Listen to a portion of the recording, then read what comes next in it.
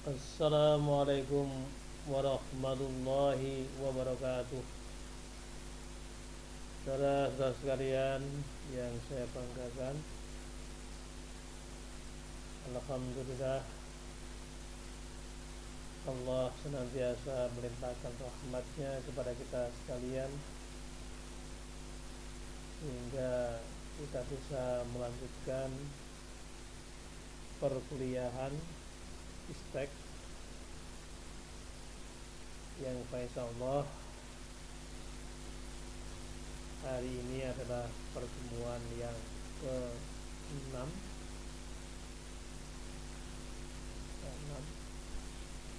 yang mengkaji bab 5, yaitu pentingnya penguasaan ilmu.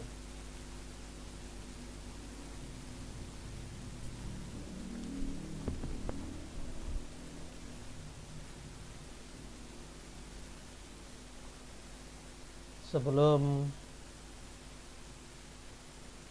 kita melanjutkan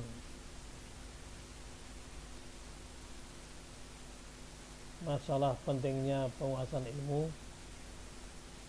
terlebih dahulu kita berdoa. Bismillahirrahmanirrahim.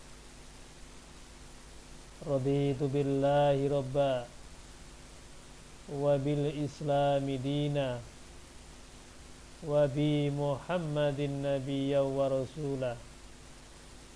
Rabbi israh li sadri wa yassir li amri wahlul 'uqdatam min lisani yafqahu qawli. Rabbi zidni ilma warzuqni fahma. Amin. Saudara sekalian, kita akan mencoba menstudi tentang pentingnya penguasaan ilmu. Isyarat Al-Quran tentang penguasaan ilmu dan kewajiban muslim menggali ilmu pengetahuan.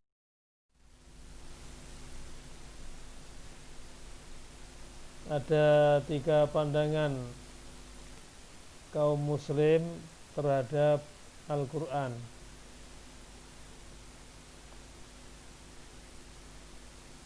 Pandangan pertama mengatakan bahwa Al-Quran itu memuat seluruh bentuk ilmu pengetahuan, termasuk disiplin-disiplinnya. Pandangan ini karena menempatkan Al-Quran sebagai sumber ilmu pengetahuan dan teknologi. Tujuan utamanya adalah untuk menunjukkan mukjizat Al-Quran, keistimewaan Al-Quran dalam lapangan keilmuan untuk meyakinkan orang-orang non-muslim akan keagungan dan keunikan Al-Quran, dan untuk menjadikan kaum muslimin bangga memiliki kitab suci.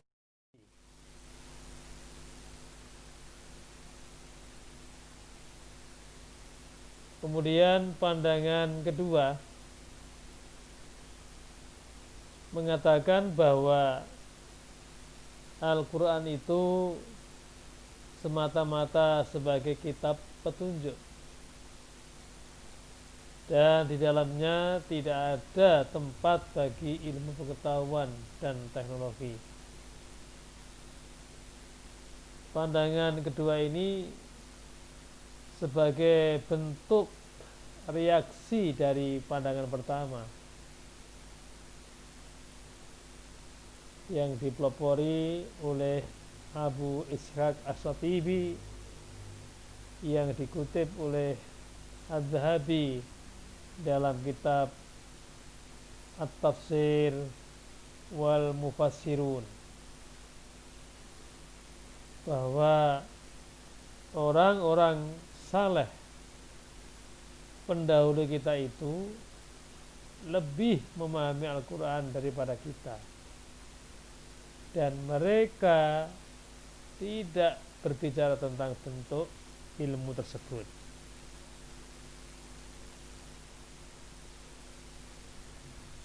Adapun argumentasi yang mendukung pandangan kedua bisa disimpulkan 4 hal.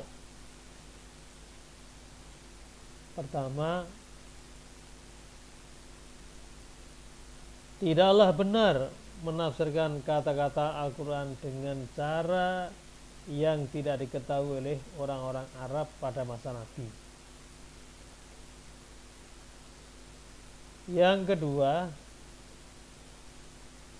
Al-Quran tidak diwahyukan untuk mengajari kita sains dan teknologi, tapi merupakan kitab petunjuk.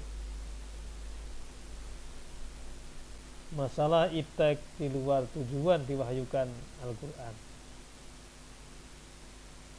Argumentasi yang ketiga adalah sains belum mencapai tingkat kemajuan yang sempurna, maka tidak benar menafsirkan Al-Quran menurut teori-teori yang dapat berubah.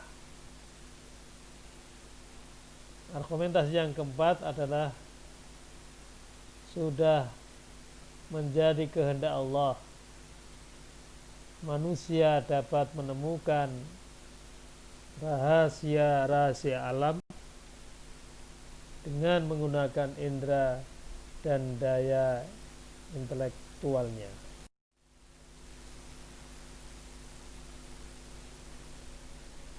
Saudara sekalian, sekarang pandangan ketiga. Jadi pandangan pertama, Quran sebagai sumber sains dan teknologi. Yang kedua, Quran sebagai kitab petunjuk. Kemudian yang ketiga, pandangan ketiga yang mengatakan Al-Quran mengandung prinsip-prinsip umum segala aspek kehidupan, atau dengan kata lain, Al-Quran memberi isyarat-isyarat untuk segala aspek kehidupan, termasuk di dalamnya adalah iptek. Sebagaimana dikemukakan oleh Syekh Mustafa Al-Maraghi yang dijelaskan dalam pengantar buku Ismail Pasha berjudul Islam and Modern Medicine. Di sana dikatakan, bukanlah maksud saya untuk mengatakan bahwa kitab suci ini mencakup secara rinci atau ringkas seluruh sains dan dalam gaya buku-buku teks, tapi saya ingin mengatakan bahwa Al-Quran mengandung prinsip-prinsip umum, mengandung isyarat-isyarat yang mengarah kepada iptek.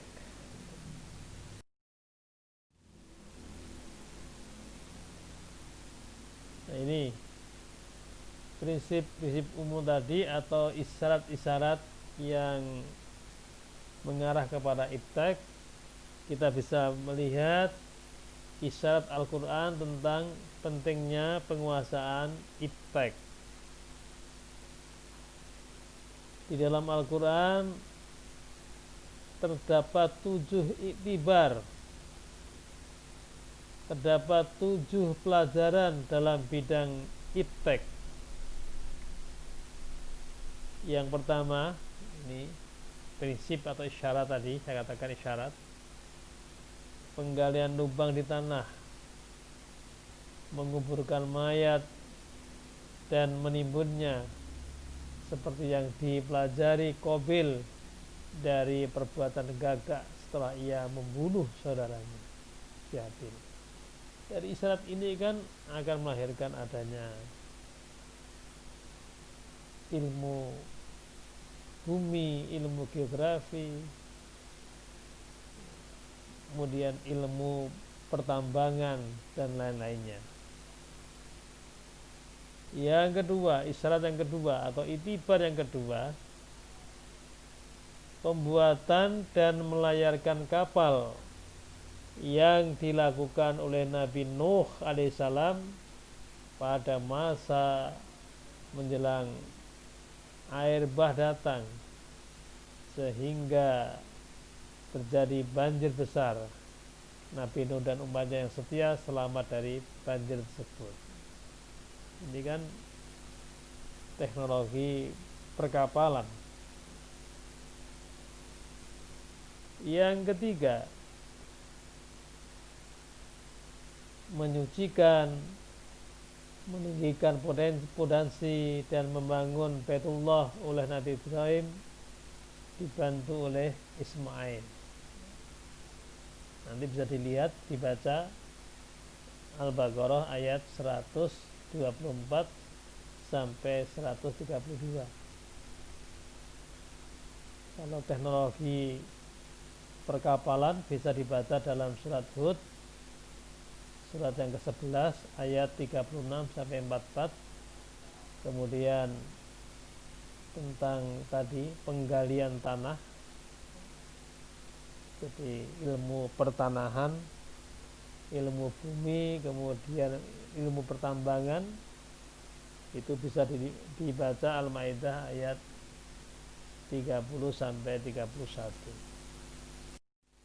Itibar yang keempat adalah pengelolaan sumber daya alam dan hasil bumi oleh Nabi Yusuf alaihissalam. Ini terdapat di dalam surat Yusuf, surat yang ke-12 ayat 55 sampai 56. Kemudian yang kelima, pelunakan besi dan pembuatan baju besi, serta pengendalian dan pemanfaatan bukit-bukit dan burung-burung oleh Nabi Dawud. Nanti dibaca Al-Anbiya ayat 80. Kemudian yang keenam, komunikasi dengan burung, semut dan jin, pemanfaatan tenaga angin untuk transportasi, pemanfaatan tenaga burung untuk komunikasi, mata-mata tentara, tenaga jin untuk tentara, dan lain-lain yang telah dilakukan oleh Nabi Sulaiman alaihissalam. Ini bisa dibaca dalam Al-Anbiya ayat 81, An-Naml ayat 15 sampai 28, Saba ayat 12 sampai 13, Shad ayat 34 dan 40. Itu kan yang keenam ini kan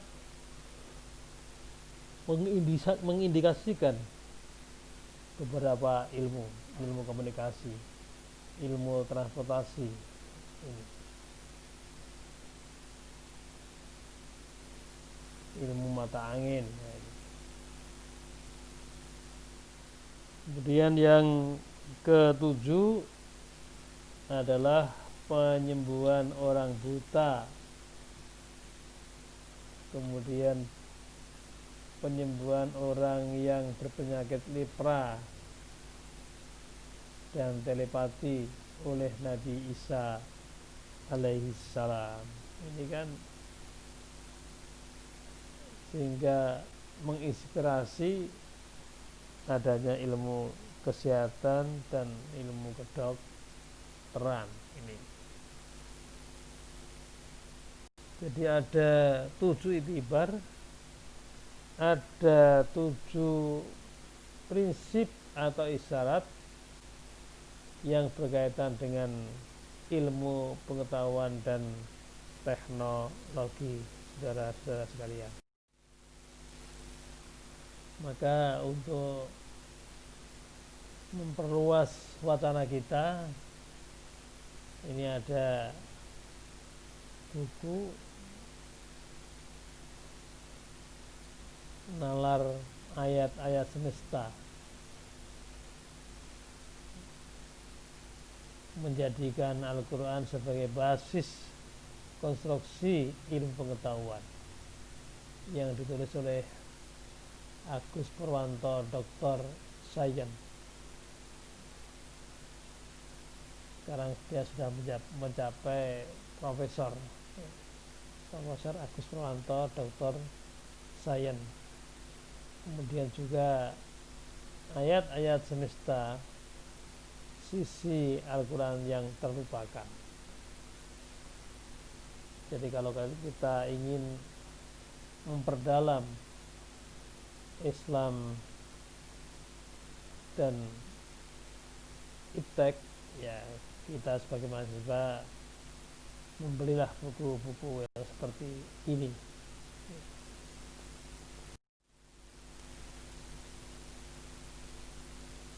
Sekarang ada 2 sikap terhadap iptek. Melihat berbagai perkembangan iptek dan kecenderungan secara utopistik atau oportunistik berlebihan, dan beranggapan mestinya begitulah kehidupan modern. Mereka menganggap iptek sebagai variabel perubahan yang bersifat mutlak dan dominan. Jadi kalau kita merasakan pada era sekarang ini, yang dominan adalah ilmu pengetahuan dan teknologi, terutama dalam dunia digital.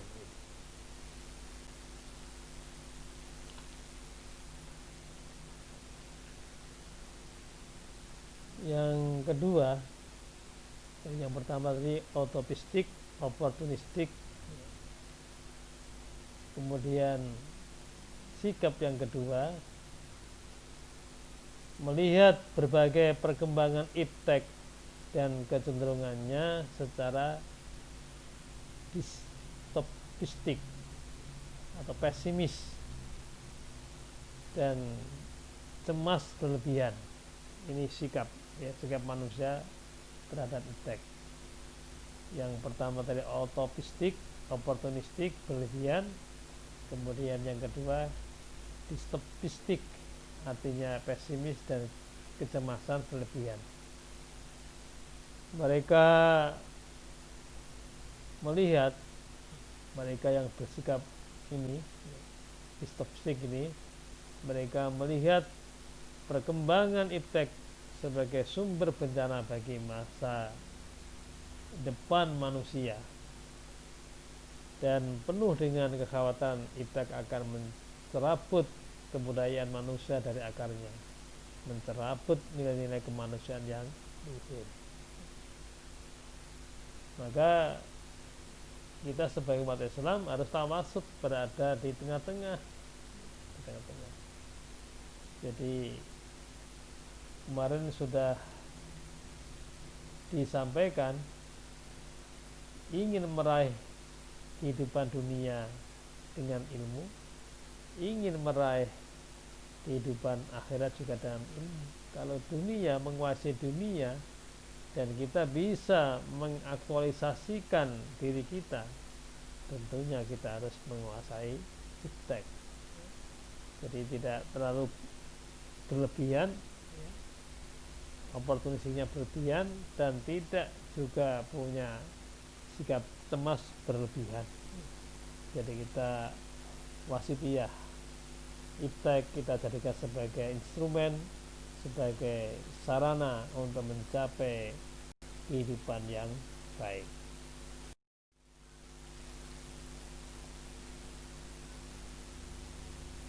Selanjutnya adalah kewajiban muslim menggali ilmu pengetahuan. Islam sebagai agama yang bersumber kepada Al-Quran dan Sunnah Al-Makbulah, jangan dibaca Al-Makbuloh ya. Sunnah Al-Makbulah, sunnah yang diterima. Ini adalah terminologi yang dibuat oleh Muhammadiyah. Muhammadiyah menggunakan terminologi sunnah sahihah, tapi banyak terjadi multi tafsir. Kalau sunnah sahihah berarti Muhammadiyah hanya bersumber pada sunnah sahih, hadis sahih. Padahal yang namanya hadis hasan itu juga bisa dijadikan sebagai sumber penetapan hukum. Maka dari itu di Muhammadiyah itu menggunakan terminologi as-sunnah makbulah, sunnah yang diterima. Sunnah yang diterima itu adalah sunnah sahih dan sunnah hasan. Kedua sumber inilah berperan dalam penciptaan dan pengembangan sains.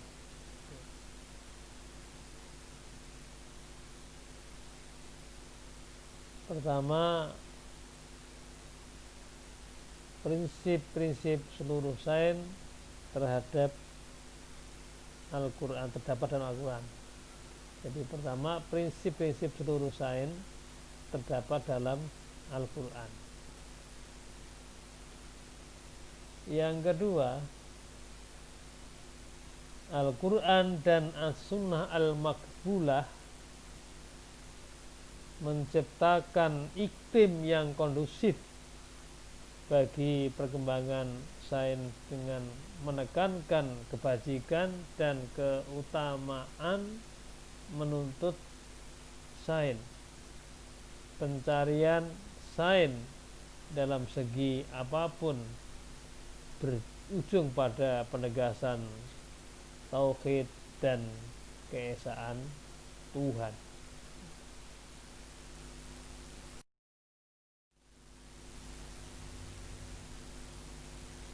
Sekarang fungsi sains. Satu, sebagai bekal dari Allah yang diberikan kepada Adam. Mu'allama Adam al-asma' kullaha, itu sebagai bekal dari Allah kepada Adam. Dengan sains manusia memahami alam sekitarnya dan membangun bumi serta memenuhi tugasnya sebagai khalifah. Ini coba nanti kaitkan dengan ayat 30 Baqarah, kemudian 30. Satu, Adam diangkat sebagai khalifah, kemudian Adam mendapat edukasi dari Allah tentang al-asma' kullaha, semua nama yang ada di alam semesta ini. Yang kedua, dengan sains manusia memahami dan merasakan kehadiran Allah dalam hidup,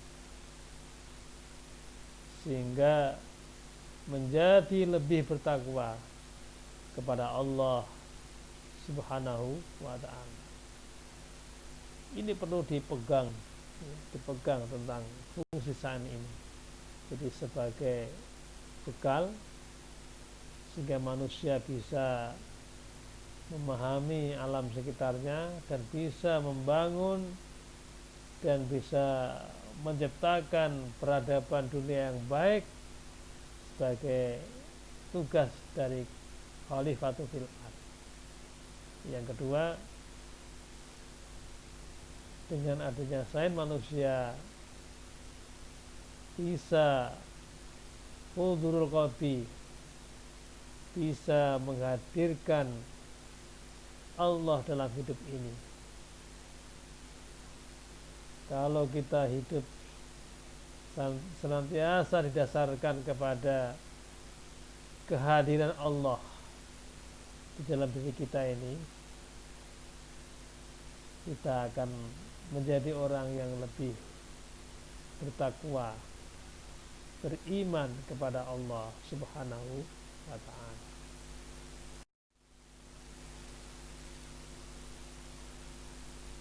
Sekarang mengembangkan ilmu.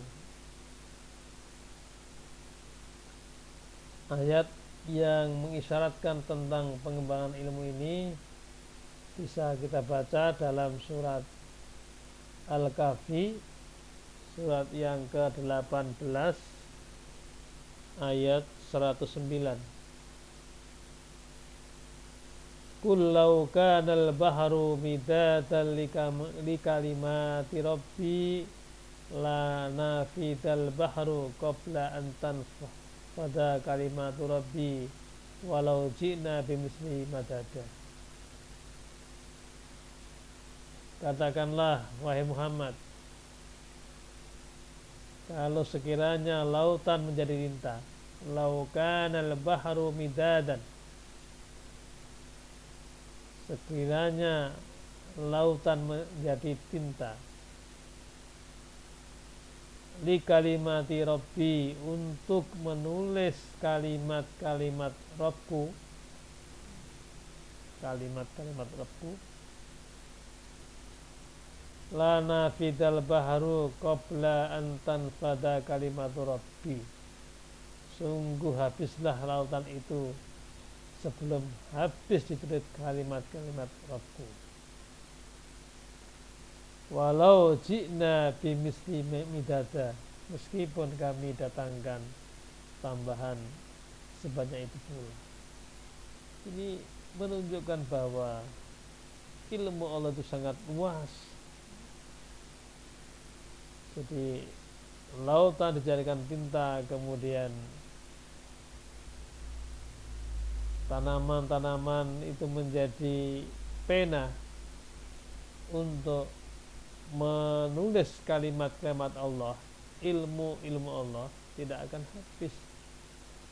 Kemudian lautan itu habis, kemudian Allah tambahkan lagi, tetap tidak akan cukup untuk menulis kalimat-kalimat Rabbku. Ini kan merupakan suatu ayat yang memberikan motivasi kepada kita supaya kita ini memiliki ilmu yang sangat luas, karena ilmu Allah itu sangat luas sekali, sangat banyak sekali.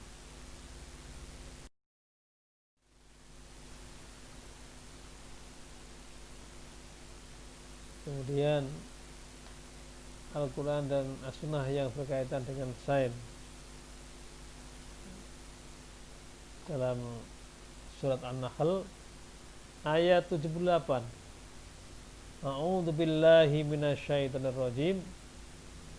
Wallahu akhrajakum min butuni ummahatikum la ta'lamuna syai'a wa ja'ala lakumul sam'a wal absara wal afidah la'allakum tashkurun.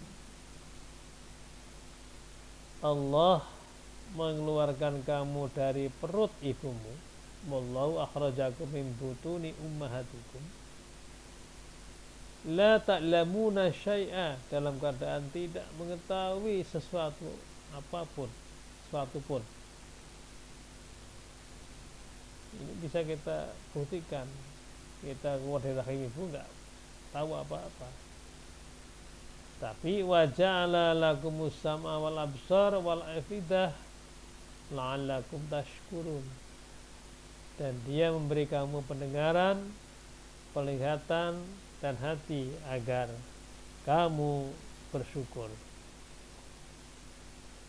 Saudara-saudara sekalian yang saya banggakan, ayat ini mengisyaratkan atau mengindikasikan penggunaan 4 sarana, yaitu pendengaran, al-sam'a, pendengaran, kemudian penglihatan, wal afidah, itu akal serta hati. Jadi inilah merupakan pintu gerbang ilmu pengetahuan bagi manusia. Kita dituntut supaya melakukan trial and error, coba-coba. Kemudian dituntut melakukan pengamatan, percobaan, dan tes kemungkinan ini digunakan para ilmuwan untuk meraih sains. Maka prinsipnya trial and error, percobaan, eksperimen, observasi.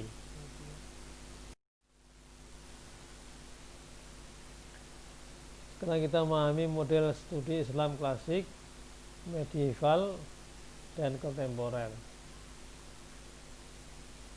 Menurut Makdisi dan Syed Hussein Nasr, hanya ada beberapa madrasah saja yang mengajarkan beberapa bidang sains yang diharamkan pada madrasah-madrasah Sunni, seperti filsafat dan sains eksakta. Ini di madrasah di sekolah-sekolah dulu diharamkan diajarkan. Filsafat haram diajarkan. Kemudian menurut Ibnu Butlan menggambarkan klasifikasi sains dalam bentuk segitiga, di mana sisi sebelah kanan adalah sains agama, sisi sebelah kiri sains filsafat dan alam, sisi bawah adalah sains kesusastraan.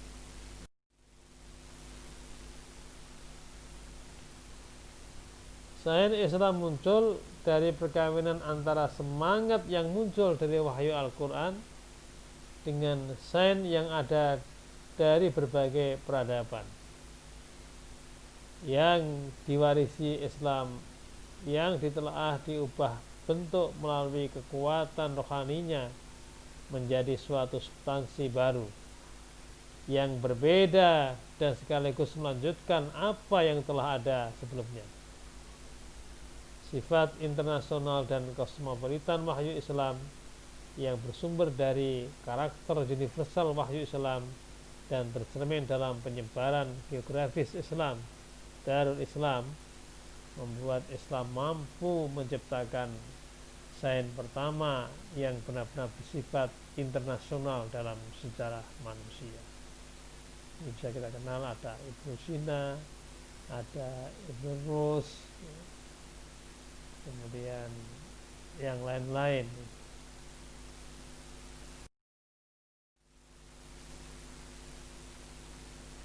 Ini klasifikasi sains menurut Ibnu Butlan tadi. Jadi sisi kanan sebagai sains keagamaan Islam, sisi kiri sebagai sains filsafat dan alam, kemudian bawah adalah sains kesusastraan. Tadi yang dikatakan oleh Makdisi dan Ibnu Butlan tadi.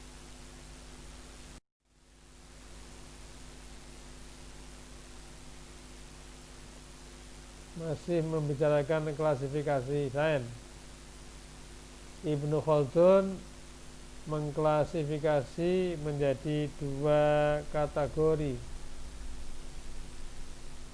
Pertama adalah sains nakliyah. Kita kenal ada istilah dalil nakli. Nakliyah itu adalah berdasarkan pada firman Al-Quran. Sains nakliyah itu Al-Quran, hadis, fikih, kalam. Kalam itu sama teologi, kemudian tasawuf, itu akhlak, dan bahasa. Ini semuanya rumpun dari sains nakliyah menurut Ibnu Khaldun. Dan Ibnu Khaldun ini adalah seorang penemu ilmu sosiologi Islam. Yang kedua, menurut Ibnu Khaldun, sains akliyah.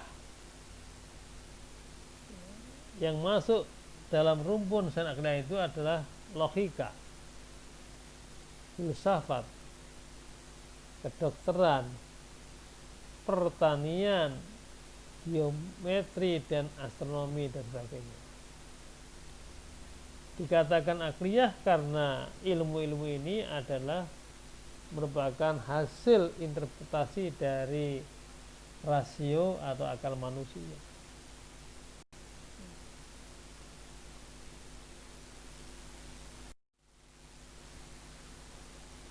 Nah, kemudian untuk menggapai dan bisa memahami Al-Quran dengan sempurna dan bisa menemukan adanya sains Islam tadi, baik yang diklasifikasi oleh Ibnu Khaldun maupun Maqdisi tadi, maka harus menggunakan 3 pendekatan.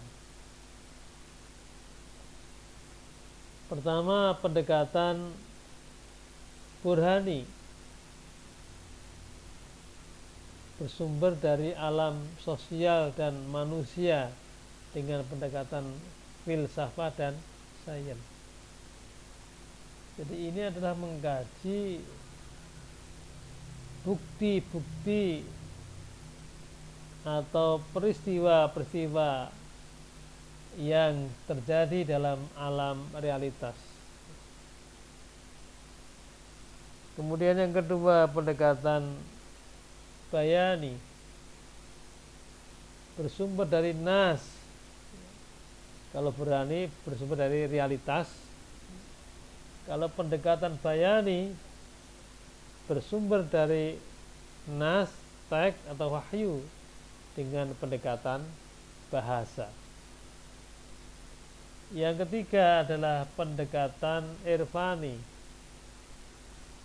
Pendekatan irfani ini bersumber dari pengalaman keberagamaan atau ar-ru'yah al-basirah dengan pendekatan hati dan intuisi,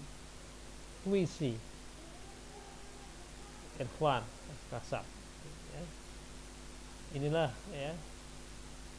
penggabungan ilmu dalam Islam menggunakan 3 pendekatan: pendekatan burhani, pendekatan bayani, pendekatan irfani. Maka saudara perlu renungkan, ada kata bijak. Orang pandai selalu ingin tahu apa yang kurang pada dirinya, kemudian berusaha menyempurnakannya dengan melihat kelebihan-kelebihan orang lain. Sedangkan orang bodoh selalu sibuk mencari kekurangan orang lain untuk menunjukkan dirinya pandai. Saudara-saudara sekalian, nanti silakan dipertajam lagi di dalam modul dan juga nanti ada kuis yang saudara jawab dalam rangka untuk mendalami atau mereview kembali apa yang telah saya sampaikan. Saudara sekalian, barangkali cukup pada pertemuan yang ke-6 ini.